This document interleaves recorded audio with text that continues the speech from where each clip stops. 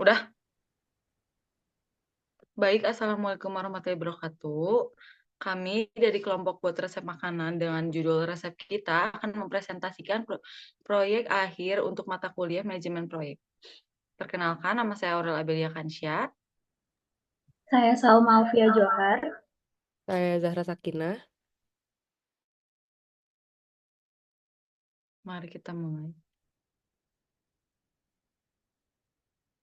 Buat resep makanan berbasis AI yang dirancang untuk memberikan rekomendasi resep secara personal melalui platform WhatsApp. Berikut merupakan permasalahan serta peluang bisnis untuk bot resep makanan.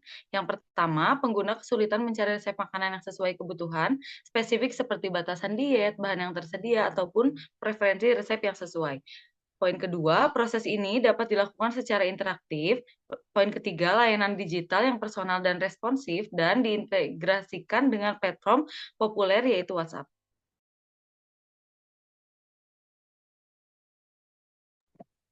Ada kebutuhan bisnis untuk buat resep makanan. Yang pertama, aplikasi yang terintegrasi, kebutuhan untuk meningkatkan efisiensi proses, kapasitas lebih besar daripada skalabilitas, dan kualitas layanan yang baik. Untuk persyaratan bisnisnya, layanan 24/7 memberikan rekomendasi real time, interoperabilitas dengan sumber data eksternal, keamanan data pengguna, antar muka mudah digunakan, fleksibilitas pembaruan, dan peningkatan fitur. Nah, untuk rencana kualitasnya, yang pertama, uji ketepatan data dan rekomendasi. Yang kedua, penguji keamanan data. Yang ketiga, pengujian kinerja. Yang keempat, pemantauan dan pengukuran kualitas, serta peninjauan dan peningkatan berkala. Di sini ada risiko proyek yang udah kami pertimbangkan. Yang pertama ada operasional, jadwal, anggaran, teknologi, keamanan informasi, serta proses dan kualitas dari bot resep makanan. Untuk asumsi proyeknya, yang pertama tidak akan ada perubahan legislatif, strategi bisnis, atau kebijakan selama proyek. Yang kedua, harga bahan baku tidak akan naik selama proyek berlangsung, dan sumber daya manusia tambahan akan tersedia dari bisnis untuk mendukung proyek, serta komputer lama masih bisa digunakan.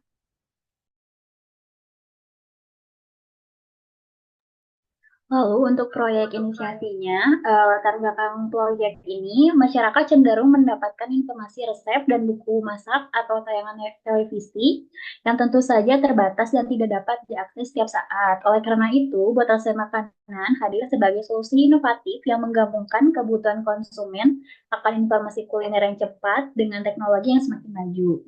Lalu di sini ada objektif proyeknya yaitu menyediakan resep yang variatif dan teruji, memberikan rekomendasi resep berdasarkan bahan yang tersedia, mengoptimalkan pengalaman penggunaan dengan respon cepat dan ramah, lalu menyediakan fitur pelacakan nutrisi untuk setiap resepnya.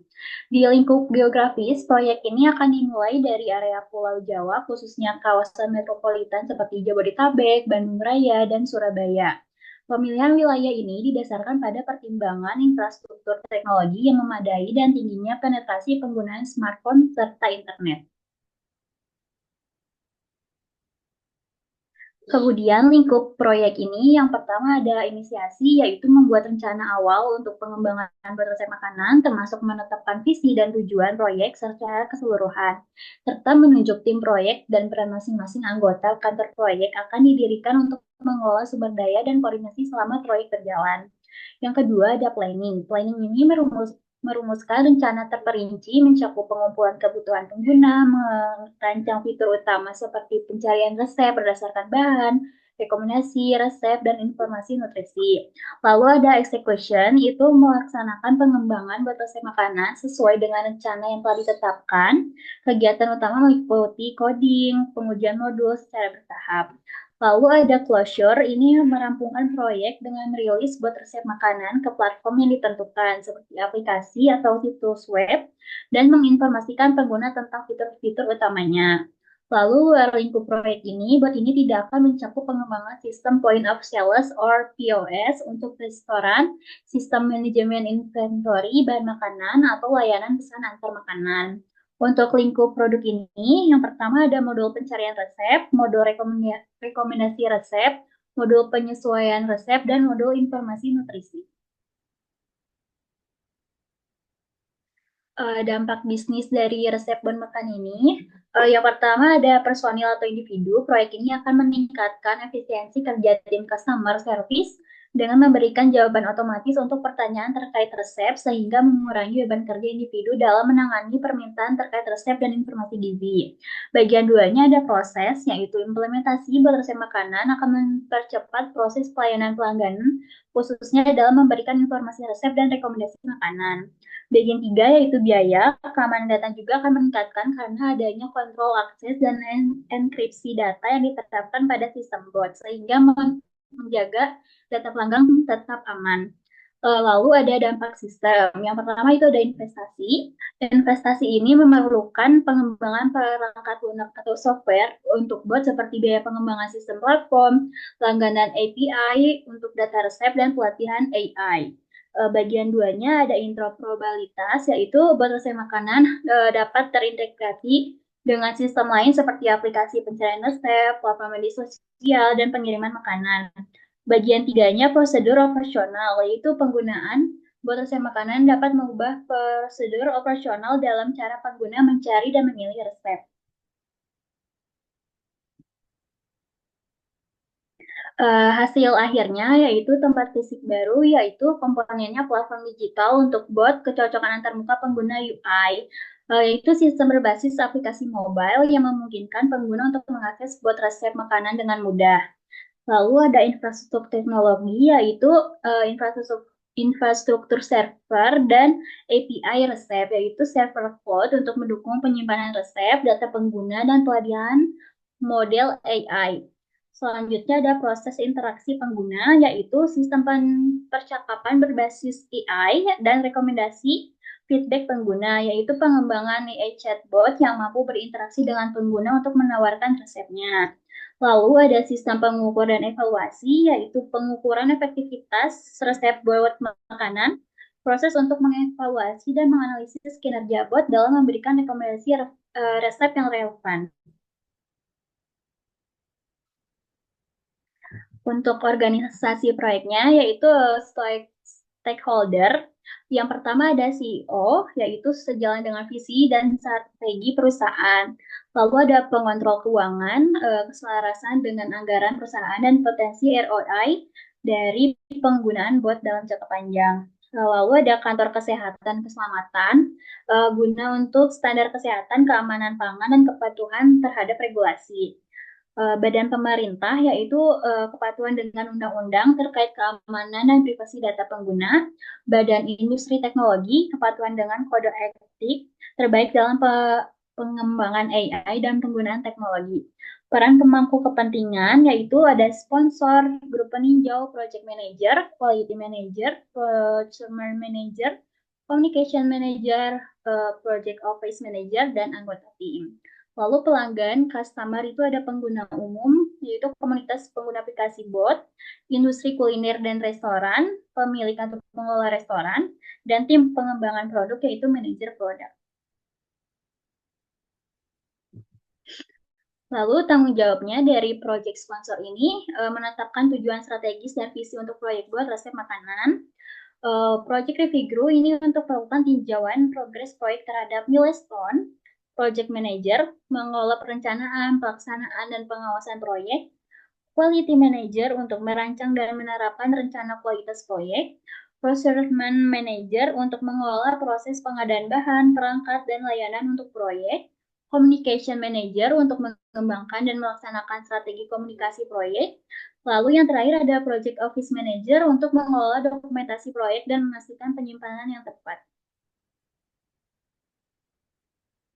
Berikut adalah struktur organisasi proyek dari resep buat makanan.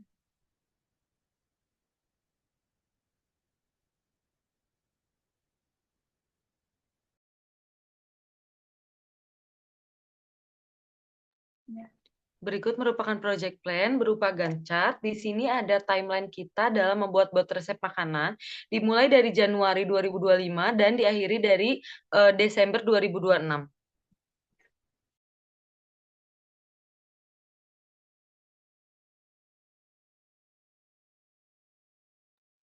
Baik, selanjutnya ada milestone. Jadi, pada tanggal 25 September itu kita baru penyusunan spesifikasi teknis, yaitu tahap ini penting untuk menetapkan kebutuhan dan spesifikasi teknik yang jelas sehingga tim dapat memulai pengembangan bot dengan arah yang terstruktur.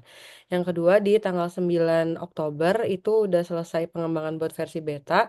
Jadi versi beta ini harus selesai agar dapat dilakukan pengujian awal dan perbaikan terhadap fitur-fitur utama sebelum peluncuran publik. Yang ketiga, di tanggal 23 Oktober udah uji coba penggunaan atau user testing. Tahap uji coba ini krusial untuk mengidentifikasi masalah dan memperbaiki kesalahan. Dan yang terakhir di tanggal 4 eh, November udah peluncuran publik. Tanggal ini menandai awal pemanfaatan bot oleh masyarakat luas, penting untuk mencapai target pengguna awal dan evaluasi kesuksesan proyek. Kemudian ada dependencies, yaitu inisiasinya. Pertama ada pembuatan rencana proyek dan ruang lingkup, impact on buy-nya, persetujuan sponsor, dan ketersediaan tim. Criticality-nya high. Lalu yang kedua ada desain dan pengembangan, impact on-nya, fitur integrasi resep dan rekomendasi personalisasi, impact on buy-nya, ketersediaan data dari sumber eksternal yang terpercaya. Criticality-nya medium. Yang ketiga ada pengujian, yaitu kualitas dan akurat bot dalam memberikan rekomendasi resep, impact on buy-nya, feedback dari uji coba pengguna, criticality-nya high. Yang keempat ada peluncuran, impact on-nya, kesiapan platform untuk diakses pengguna, impact on buy-nya, kampanye pemasaran, dan kesiapan server, criticality-nya high. Dan yang terakhir ada pemeliharaan, impact on-nya, keberlanjutan dan pembaruan bot resep, impact on buy-nya, feedback pengguna, dan update database, criticality-nya medium. Kemudian selanjutnya ada labor. Jadi yang pertama project manager ini untuk memberikan solusi yang disetujui yang memenuhi persyaratan pelanggan sesuai anggaran. Skill setnya manajemen waktu, biaya, mutu, dan manajemen orang. Start date-nya di 25 September sampai 31 Desember 2024. Yang kedua ada network engineer, yaitu untuk instalasi dan pengujian jaringan, skillnya manajemen mutu, manajemen keamanan jaringan, dan manajemen waktu. Yang ketiga ada software developer untuk mengembangkan dan mengintegrasi fitur bot termasuk pencarian resep dan personalisasi. Skillnya ada pemrograman, pengembangan aplikasi, pengujian perangkat lunak. Yang keempat ada UI UX designer untuk mendesain antarmuka pengguna dan intuitif dan yang menarik. Skillnya desain antarmuka, pengalaman pengguna, dan juga prototyping. Yang kelima ada quality assurance untuk melakukan pengujian untuk memastikan bot berfungsi sesuai spesifikasi dan bebas bug. Yang terakhir ada marketing spesialis untuk mengelola peluncuran dan pemasaran bot untuk mencapai target pengguna. Kemudian selanjutnya ada peralatan. Peralatan yang kita gunakan itu ada komputer, printer, software, server, dan juga furnitur. Untuk komputer ini untuk membantu tim, proyek perencanakan, merantau, dan mengendalikan proyek. Untuk printer itu untuk mencetak dokumen perencanaan dan juga laporan proyek. Untuk software ini untuk menyediakan lingkungan pengembangan bot dan juga simulasi. Server untuk menyimpan data pengguna dan hosting bot secara online. Kemudian yang terakhir ada furnitur untuk mendukung ruang kerja yang nyaman untuk tim.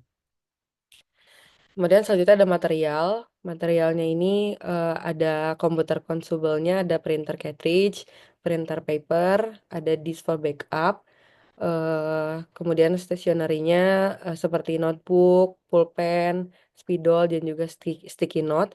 Untuk utility-nya ada electricity, water. Kemudian selanjutnya untuk jadwal kerjanya ini diawali dari September 2024. Untuk project manajernya seperti yang ada di tabel, dia full time sampai project selesai. Developer juga, kemudian UI UX designer hanya bekerja 3 bulan, dan seterusnya. Untuk kegiatannya di awal September hanya mengidentifikasi kebutuhan pembuatan buat resep makanan, kemudian untuk deliverable-nya dokumen ruang lingkup proyek seperti menguraikan tujuan, sasaran, dan batasan proyek. Yang ketiga, pihak yang terlibatnya ada proyek sponsor, pemilik bisnis, Terus ada project manager dan juga tim bisnis marketing. Untuk kontrol dan persetujuannya dan manajemen menyetujui ruang lingkup proyek dan studi kelayakan. Untuk planningnya membuat rencana proyek, menyusun jadwal pengembangan dan juga identifikasi dan manajemen risiko proyek. Kemudian untuk deliverable-nya, dokumen rencana proyek, work breakdown structure, spesifik teknis board. Terus yang selanjutnya adalah pihak yang terlibat, ada project manager, tim teknis, dan juga stakeholder utama. Selanjutnya untuk kontrol dan persetujuan, manajemen menyetujui rencana proyek berdasarkan estimasi waktu, biaya, dan sumber daya. Untuk execution itu sudah mulai kerja sampai di bulan-bulan selanjutnya. Untuk dimulai dari pengembangan bot dimulai, kemudian di bulan selanjutnya ada pengujian awal terhadap botnya, kemudian di bulan selanjutnya untuk desain antarmuka pengguna UI dan pengalaman pengguna UX. Untuk deliverable-nya prototype bot, kemudian di bulan selanjutnya dokumentasi pengujian, di bulan selanjutnya UI UX desain mockup. Selanjutnya, pihak yang terlibatnya di bulan pertama developer untuk pengembangan kode dan mengintegrasikan data. Di bulan selanjutnya ada UI, UX, UI designer untuk merancang antarmuka pengguna. Di bulan selanjutnya ada project manager untuk memastikan pengembangan sesuai jadwal dan anggaran. Kemudian selanjutnya untuk kontrol dan persetujuan mulai di bulan kedua untuk review reguler terhadap progres proyek melalui sprint atau milestone. Di bulan selanjutnya, manajemen mengontrol kualitas hasil kerja melalui pengujian fungsional dan persetujuan terhadap prototype bot. Kemudian selanjutnya ada closure pekerjaan yang dilakukan di bulan pertama, penyelesaian pengembangan bot serta finalisasi fitur-fitur utama. Kemudian dokumentasi dan juga peluncuran bot dan transisi ke fase operasi atau dukungan pengguna. Untuk deliverable-nya di bulan kedua mulai buat resmi yang siap diluncurkan, versi final yang telah diuji secara menyeluruh.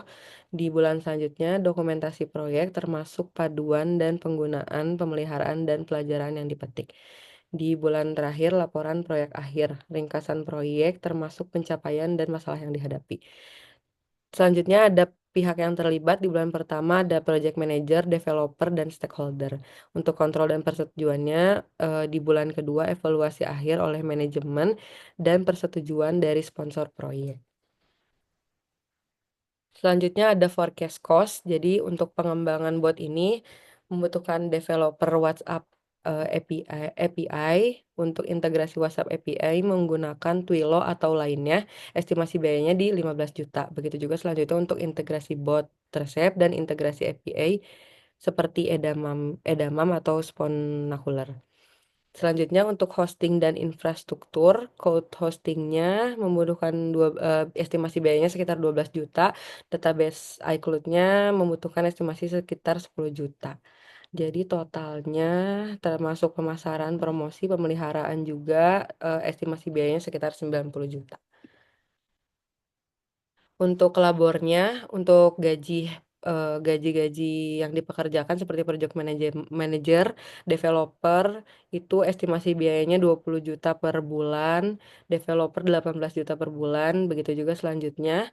Untuk equipment kita membutuhkan komputer sekitar di estimasi biaya 10 juta per unitnya, printer 2 juta, software 5 juta, lisensi per tahun, servernya 1.500.000 per bulan, dan furniturnya 3 juta satu set.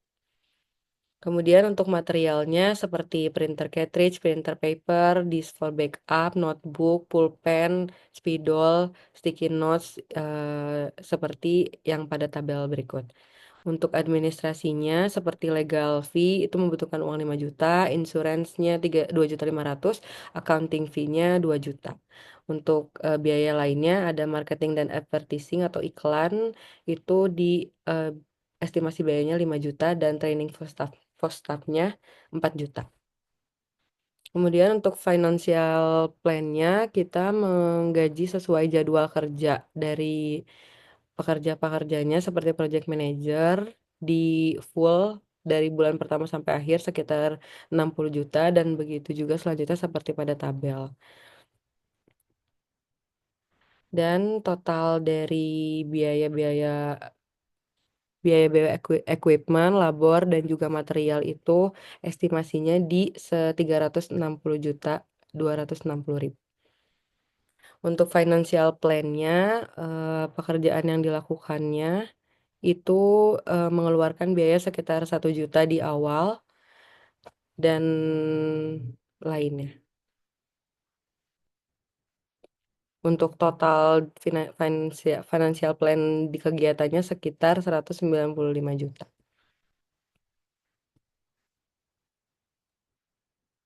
Baik, cukup sekian presentasi dari kami. Mohon maaf untuk kurang-kurangnya.